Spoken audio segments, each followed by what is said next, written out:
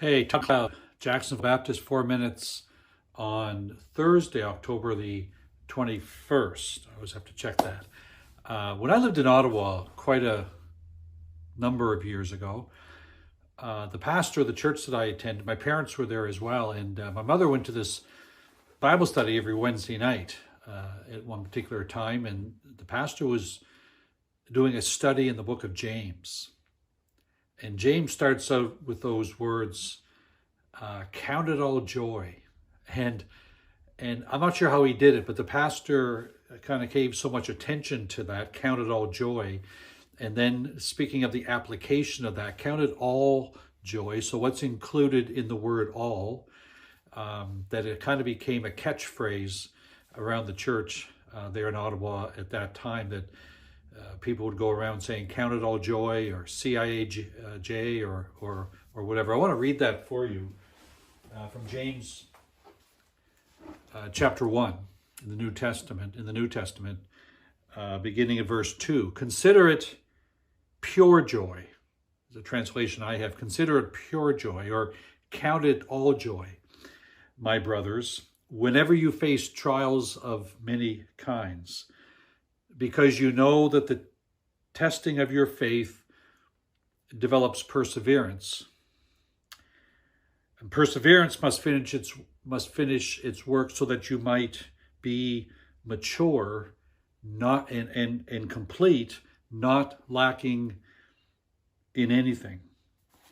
So we're to count it all joy, and to count everything joy, and to count it pure joy, so that we can develop perseverance, and perseverance can lead to maturity and completeness in Christ. That's God's goal for us. God's goal for us is to be mature. God's goal for us isn't simply to get us to heaven, because I think if that was his only goal, then we'd all be there by now. But we're not. I think that God's purpose for us is to be mature. And then in that maturity comes glorifying him, and being missional, so that we're reaching out to others, so that we're forgiving one another, doing all the things of maturity that mature people do, people that are mature in Christ do. But in order to reach that maturity, we must go through these many trials in order to develop perseverance, and we must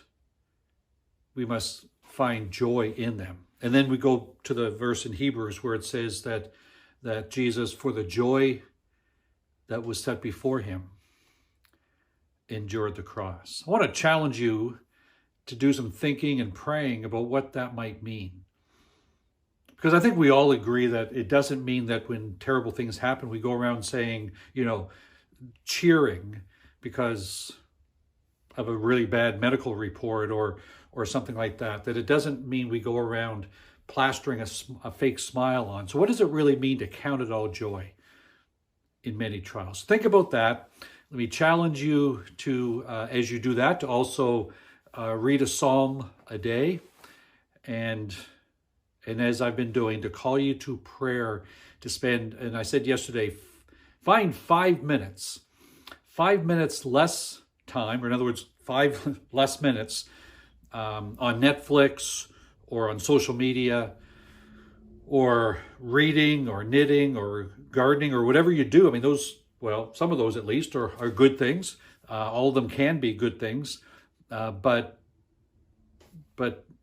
not if we're not spending time with God. So 5 minutes less of doing those things, and add that 5 minutes in prayer, praying for the needs of others, to help you to count it all joy, and for God to be glorified here at Jacksonville Baptist and in this community. Have a great day. We'll see you on Saturday